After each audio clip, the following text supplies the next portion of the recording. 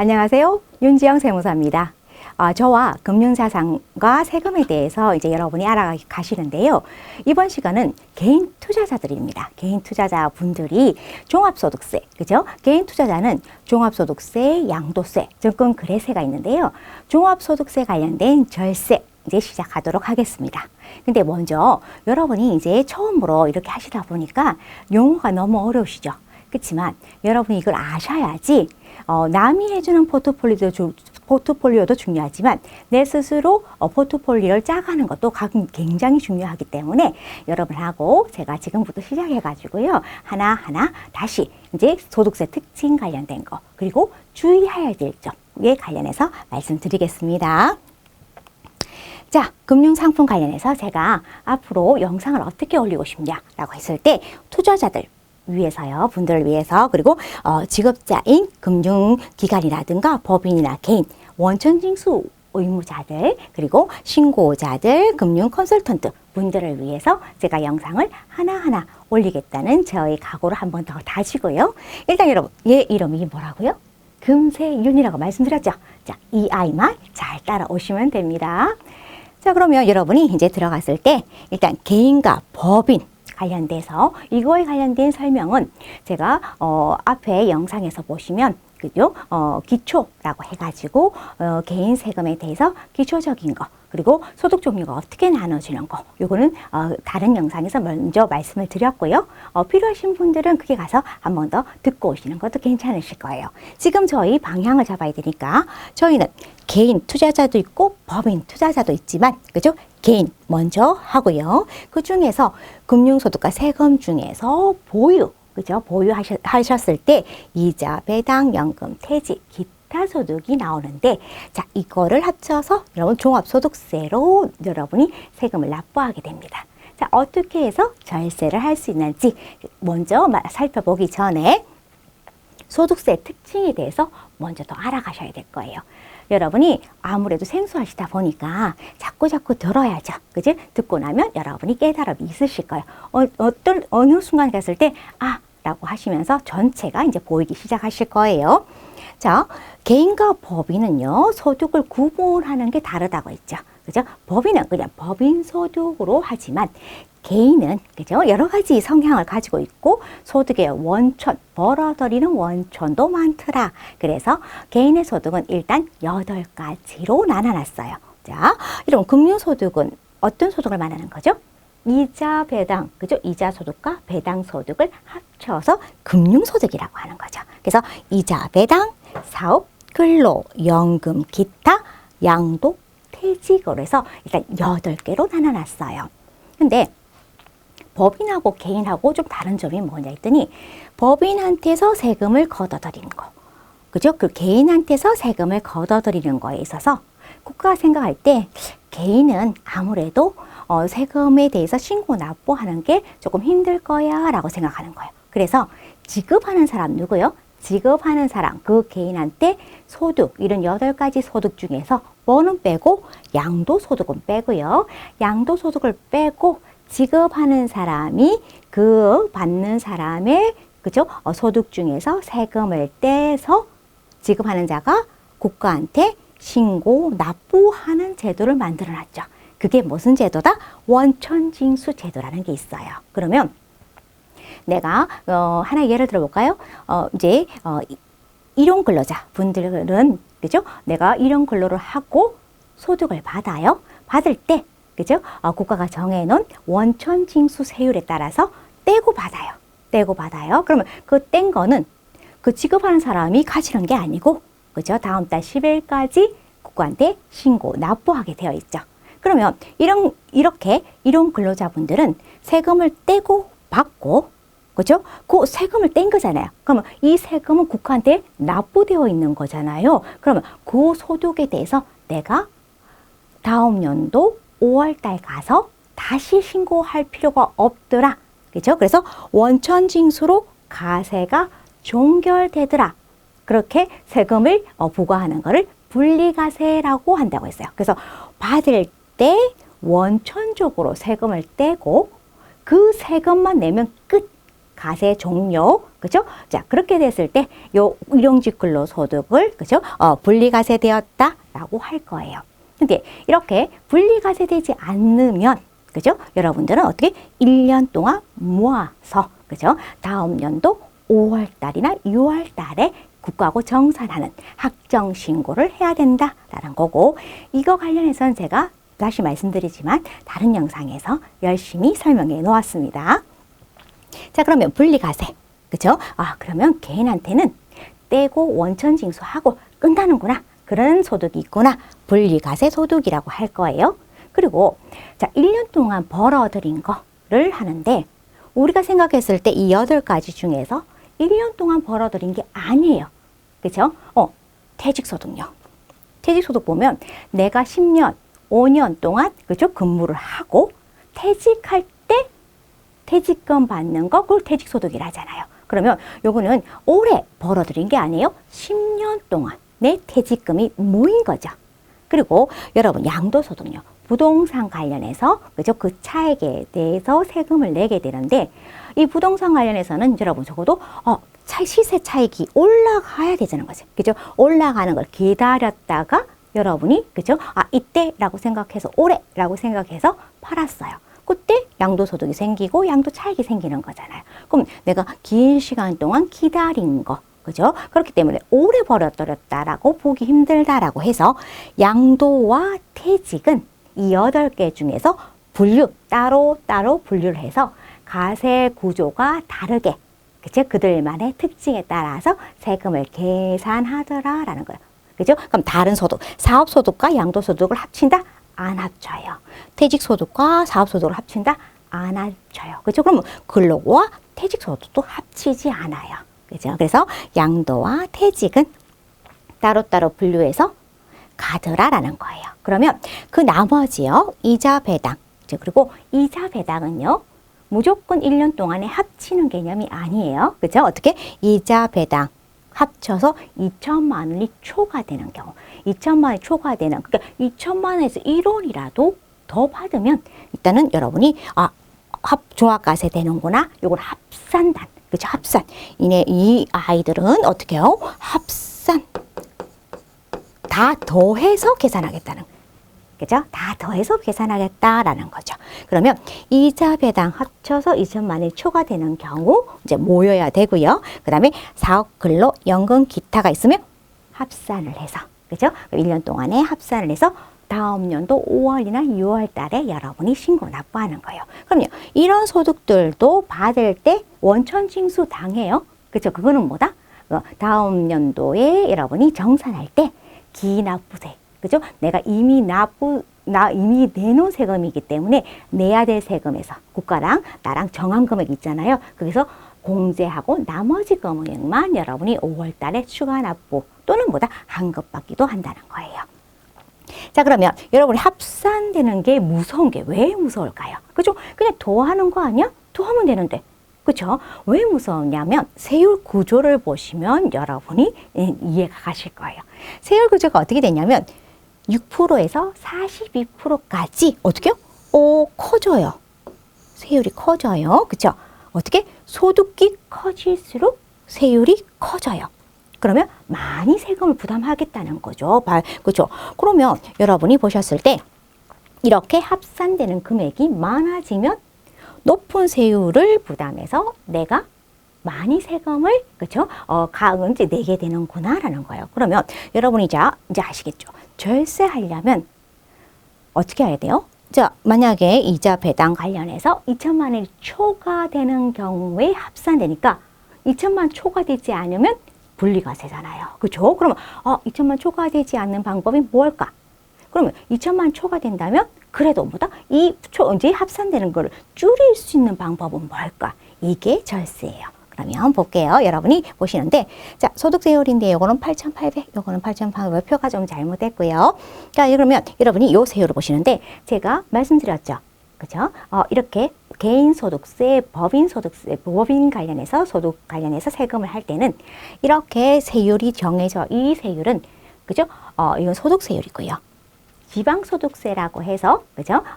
지방에 내는 거. 를 더해야 된다는 거예요. 그러면 42%를 할까요? 42%라고 하면 4.2%를 항상 더 생각하셔야 되는 거예요. 그래서 내가 46.2%를 부담하게 된다는 거죠. 항상 지방소득세 잊지 마시고요.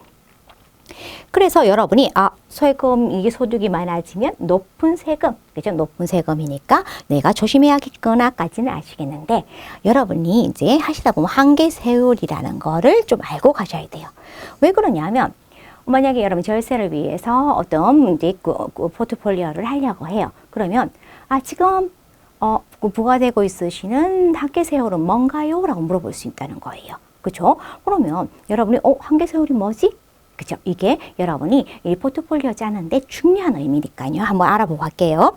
일정한 소득이 있고, 내가 일정한 소득이 있고, 자, 소득이 더 증가될 때 그 증가된 소득에 적용되는 세율이라는 거예요. 그럼 내가 만약에 이제 급여가 1억이다. 그죠? 1억이다. 총급여 1억이다라고 하면 여러분 자 어떤 세율 몇 프로예요? 그죠? 그러면 요 35%에 여러분은 이제 세율을 적용받는 건데 여러분 자 여기 제가 요 표에서 다시 한번 말씀드리겠지만요. 여러분 내가 1억이다. 그럼 35% 구간이네. 여러분 생각할 때 그렇다면 1억에 대해서 그냥 35%를 국가가 다 가져가는 거냐. 그죠? 여러분 35%도 아니죠? 35%에서 지방소득세까지 하면 38.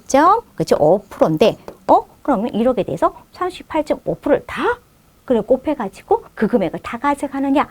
그건 아니에요. 그렇죠? 그래서 여러분이 초과 누진세, 초과되는 거에 대해서만 그 세율을 적용하겠다. 그래서 여러분 요게 여러분 편하게 보실 수 있는 거예요. 어떻게 하냐면 여러분이 1억이다라고 하면 요 구간이네. 그렇죠? 그러면 1억에서 35% 또는 38.5%, 이 38.5%를 구하시면 안 돼요. 이때는 이 세율 구간이 딱 이렇게 정해져 있으니까 1억 곱하기 어떻게요? 35% 곱하고 여러분 자 요거를 누진 공제잖아요. 그죠? 요 금액에다가 그죠? 1,490만 원을 빼주는 거예요. 그죠? 그럼 요 금액이 나올 거고요. 제가 요 금액에서 조심해야 될 게 뭐다? 1.1%. 그죠? 10%. 10%니까 여러분 1.1을 곱해주면 돼요. 그게 여러분이 생각하시는 세금이 될 거다라는 거죠. 여러분 자, 제가 좀 두서없어진 것 같아서 한번 다시 말씀드릴게요. 아시는 분도 있으시겠지만 요거 보시고 처음에 조금 생소하실 것 같아서 말씀드리는데요. 만약에 내가 1억이다? 그럼 요 구간이잖아요. 그죠? 그럼 요 구간이면 어떻게 계산한다? 1억에서 35%를 곱하고, 그죠? 거기에서 여러분 자, 누진 공제 빼주란 얘기죠. 그러면 여기 1,490만 원을 빼줘요. 그죠? 1,490만 원을 빼주면 이게 여러분 뭐가 되냐면 이제 소득세가 되는 거예요. 근데 지방소득세를 제가 이제 항상 생각하라 했잖아요. 그럼 요 나오는 금액에다가 이렇게 어떻게 곱하기 1.1을 한 거. 1.1, 그죠? 1.1을 곱해주면 그게 나의 최종적인 그렇죠? 세금 부담하는 금액이다라고 생각하셔야 되는 거예요. 자, 그럼 여기서 말씀드릴게요. 그러면 1억을 버는 사람이 있어요. 근데 급여가 1억이었는데 내가 요번에 그죠? 요거 2천만 초과되는 금융소득이 만약에 3천이 있었다라고 하면 그죠? 이랬을 때 여러분이 이제 이때 나의 지금 현재는 한계세율은 35%고 그죠? 만약에 더해졌을 때도 여기 뭐다? 35% 구간이 되는 거잖아요. 그러면 여러분의 한계세율은 어떻게 된다? 35%. 그러면 내가 급여가 만약에 그죠? 1,000만 원이었다. 그러면 나의 한계세율은 6%가 되는 거죠. 그죠? 그래서 여러분이 내가 6%인지 15%인지 24%인지 그죠? 아니면 42%인지에 따라서 여러분의 절세하는 방향이 달라진다는 거예요. 그래서 한계세율, 그죠? 내가 지금 현재 있는 거에서 더해진다면 어떤 세율이 적용받느냐?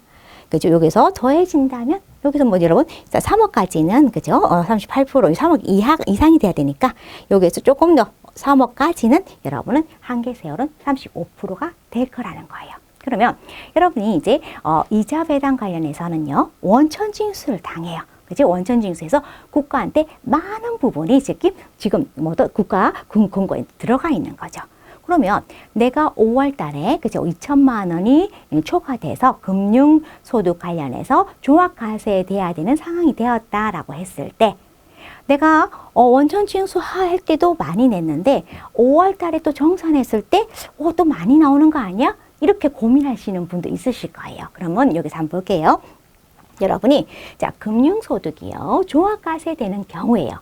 그럼 금융소득이 종합과세 되니까 일단 5월 달에 신고는 하셔야 돼요. 근데 금융소득에 대해서 원천징수세액보다 추가되는 세금이 없는 경우 내가 이미 금융소득을 받을 때 원천징수를 했고 그죠? 그래서 국가한테 내놓은 금액이 있고 지금 5월 달에 정산해가지고 굳이 추가되는 금액이 없는 한계 되는 소득이 얼마냐라는 거죠. 그러면 금융소득만 아마 7,200만 원 가지고 계신다면 원천 징수한 걸로 여러분 하고 5월 달에 정산하더라도 5월 달에서 정산하는 거에 있어서 더 추가 납부가 나오진 않을 거예요. 근데 추가 납부가 나오는 경우는 어떤 거냐면요. 제가 웃는 게 아니고 조심하라는 의미겠죠. 그랬을 때 여러분이 추가 납부, 철림 씨 7,200까지는 추가 납부 없고 그냥 원천 징수한 걸로 끝난다고 했는데 나 왜 추가 납부가 나오지? 그러면 일단 의심해야 될 게 원천 징수가 잘못될 수 있다는 거예요. 원천 징수가 잘못될 수 있다는 거 하나 하고 또는 외국 납부세액이 있을 수 있어요. 그렇죠? 외국 납부세액 때문에 여러분이 그죠? 추가 납부가 있다. 그러면 여러분이 외국 납부 영수증을 여러분 제출을 하고 그걸 갖다 외국 납부세액에서 공제를 받는다면 또 이 또한 여러분이 추가 납부할 금액을 얻겠구나라는 거고 자, 참고로 하나 해보시면요. 금융소득과 다른 소득이 있어요. 그럼 사업소득이나 근로소득이겠죠? 합쳐요. 그렇죠? 합쳤을 때 7,200까지는요. 다른 소득에서는 여러분 합침으로 인해서 소득이 나올 수가 있는데 금융소득에 한해서는 원천징수보다 더 납부할 것은 없더라라는 거 정도만 보시면 되고 이제 여러분 2018년도에 여러분이 이제 소득을 하시다 보면요. 이제 소득 관련해서 세금을 보다 보면 요즘에 좀 무서운 게 뭐냐면 건강보험료예요. 그죠? 세금을 내는 것보다 사실 건강보험료 증가되는 게 더 이제 부담스러우신 분도 있으실 거예요. 요게 1년 동안 정산되는 금액이 있어서 한번 여러분 요번에 소득이 커버리면 크게 증가를 했잖아요. 그러면 건강보험료가 정산 금액이 커져버려요. 그죠? 그래서 여러분 이것도 마음에 준비를 하셔야 되는데 특히나 바뀐 게 뭐냐면 2018년 7월부터 3,400, 그죠? 3,400만 원을 초과되면 그러니까 예를 들어 가지고 뭐 나는 이제 배우자인데 배우자한테 건강보험료 관련해서는 피부양자로 있었어요. 근데 내가 그죠? 금융소득이 생겼어요. 금융소득이 생겨서요. 그럼 그 금융소득 얼마? 3,400이 초과되면요. 이제 더 이상은 뭐죠? 피부양자가 아닌 그렇죠? 지역가입자로서 여러분이 납부를 해야 된다라는 거죠. 근데 금융소득이 만약에 그 해만 있었으면 그 해. 그죠? 근데 만약 계속적으로 발생하게 된다면 여러분이 일단은 이제 보수 월급 외에 다른 소득으로 3,400이 초과돼 버리면 그죠? 건강보험료는 추가로 부담될 수 있겠구나라는 거예요. 자, 이거 관련해서 다시 한번 해볼까요? 여러분이 근로소득이 있어요. 근데 사업도 해요. 그죠? 그럼 근로소득 하면서 급여 받으면서, 그치? 건강보험료 내셨겠죠. 그죠? 직장 가입자라서. 그런데 사업소득에서 이번에 대박이 난 거예요. 그죠? 대박이 나가지고 한 9천 정도 벌었어요. 그죠? 그러면 3,400보다, 그죠? 많은 금액에 대해서는 추가로 건강보험료가 고지돼서 여러분 집으로 부가 고지서가 나갈 거예요. 그죠? 그래서 여러분, 이 3,400도 한번 고민해 보시고요. 자, 그러면 여러분이 또 한번 볼게요. 자, 그러면 여러분이 이제 투자를 해요. 투자를 했을 때, 이자 배당 관련해서 여러분 가장 관심이 있으신 게 뭐예요? 수익률. 그치? 수익률 받았으면 좋겠어. 라고 해서 수익률을 봤어요. 근데 어떤 아이는 수익률이 3%, 어떤 아이는 수익률이 5%예요. 그럼 여러분参考할 때 어떻게 알겠어요? 5%가 당연히 좋지라고 할 수 있어요. 근데 여러분 이 소득이 국가가 비과세해 줄, 세금을 비과세해 줄 수도 있잖아요. 근데 5% 있는 아이는 여러분 비과세가 아니에요. 그러면 세후 세금 떼고 봤을 때는 이 5%짜리의 수익률이 3% 비과세되는 요 수익률보다 형편없이 낮아질 수 있어요. 그죠? 더 못한 상품이 될 수도 있다는 거예요. 그래서 여러분이 수익률 딱 보시면 뭐지? 이 수익률이 세전 수익률이야? 세후 수익률이야? 그죠? 요 정도는 여러분이 알고 계셔야지. 그죠? 그래서 여러분이 수익률 보면 세전이냐, 세후냐, 그리고 여러분 증권 수수료 같은 것도 여러분 너무 무시하지 마시고요. 그죠? 여러분이 실질적으로 내 주머니에 들어오는 게 중요하잖아요. 그럼 내 주물이 들어오려면 세금 내고 그리고 비용 빼고 들어오다 보니까 이 또한 여러분이 그죠? 무시할 수는 없더라라고 생각하시면 되고요. 자, 금융소득 그래서 어떻게 하냐면 국가가 금융소득에서 이자 배당 관련 상품이 막 여러 가지가 있어요. 그 중에서 어떤 거 예를 들어 가지고 채권의 매매 차익 같은 경우에는 국가가 어떻게 하겠다? 가세하지 않겠어? 라고 해서 열거되지 않은 게 있다는 거예요. 그래서 아예 가세로 안 보겠다는 거 있고요. 이건데 어떤 경우는 이거는 그죠? 어느 정도까지 그죠? 뭐 기간이라든가 이런 걸 정해가지고 어떻게 하겠어요? 기간 같은 걸 정해서 여러분이 비과세 그 기간 동안 비과세 해주겠다라고 할 수도 있어요. 그러면 가세 제외 빼고 그죠? 비과세 빼고 가세되는 것 중에서 여러분 제가 무조건 분리과세, 무조건 종합과세 2천만 초과되는 거냐 이하냐에 따라서 여러분이 이렇게 금융소득의 가세는 이렇게 구성되어 있고요. 자, 그럼 하나의 예를 보면 세전 수익률이 3%예요. 여러분 3%. 3%인데 비과세라고 하면 그대로 뭐다? 3%이겠죠. 그죠? 3%인데 만약에 얘가 무조건 물리과세라고 해서 9%를 적용받는다면 세후에 나한테 들어오는 거는 2.7%라는 거예요. 그죠? 그리고 2천만 원 이하일 때는 그나마 2천만 원 이하이면 여러분 분리과세 되잖아요. 그러면 14% 그래서 1.4% 돼서 15.4%를 부담하게 되는데 이때는 여러분 세후 수익률이 2.54% 정도 돼요. 근데 내가 다른 소득이 많아. 그죠? 다른 소득이 많아. 아니면 금융소득이 많아요. 그래서 나의 한계세율, 그죠? 지방소득세까지 포함했더니 41.8%, 그죠? 41.8%라고 한다면 여러분, 자, 2천만 초과돼서 일단은 세전 수익률은 3%인데 나의 한계세율 있잖아요. 아까 배우셨죠? 나는, 그죠? 한 38% 구간이에요. 그렇다면 지방소득세까지 합치면 41.8%. 그럼 1원을 더 더해줘가지고 만약에 내가 소득을 벌게 되면 나는 41.8%를 더 내게 되는 거죠. 자, 그래서 때 한계세율이 이 정도라고 만약에 가정하면 에레, 그죠? 꼴랑 어떻게 1.75%. 그러면 3% 생각했다가 1.75%. 여러분이 투자 의사 결정하실 때 이것도 여러분이 세금하고 그렇죠? 증권 수수료 같은 경우도 꼭 간과하지 마시라고 제가 한번 말씀드렸고요. 자, 근데 그러고 난 뒤에 좀 조심해야 될 게 금융 상품을 취득하는 과정에서도 돼요. 취득했어요. 그러면 여러분 돈이 있어야지 취득을 하잖아요. 그죠? 돈이 있어야 취득을 하는데 그 돈 어디서 났어? 라는 거예요. 그죠? 돈이 어디서 났지? 그러면 신고된 소득이 있어? 없어. 그죠? 그럼 누군가한테 받은 거 아니야? 그렇죠. 그래서 증여세로 여러분 추징당할 수도 있다는 거예요. 그래서 받았을 때, 그죠? 받았을 때 여러분이 어떤 걸 사기 위해서는 돈을 벌어야지 그 상품을 살 거 아니야. 그럼 어떻게 벌었어? 어떻게 얻었어? 그죠? 그거 관련해서 여러분이 자금 출처 소명해야 되더라라는 거 보시고요. 그리고 금융소득이 증가되면 세금 증가될 뿐만 아니라 항상 염두에 되는 게 건강보험료 증가까지도 고려해 주셔야 된다는 거예요. 그러면 여러분 자금 출처에 대해서 간단하게 다시 한번 설명하고 이번 시간은 이제 이걸로 마무리를 할 건데 자 그럼 자금 출처예요. 그러면 여러분이 보통 말했을 때 자녀 있잖아요. 자녀 명의의 계좌를 만들어 가지고 그죠? 거기서 예금을 하기도 하고 또 아니면 그 계좌를 통해서 금융상품을 살 수도 있잖아요. 자 그랬을 때 문제가 뭐냐는 거예요. 그러면 여러분 보세요. 금융 실명 거래 및 비밀 보장에 관한 법률을 보면요. 일단은 여러분 어떻게? 자, 실명이 확인된 계좌 또는 외국의 법령에 따라서 그렇죠? 유사한 방법으로 실명이 확인된 계좌에 있는 재산은 그 계좌의 이름, 그렇죠? 명의자가 그 자산을 취득한 걸로 추정해요. 그렇다면 내 자녀의 통장에 그죠?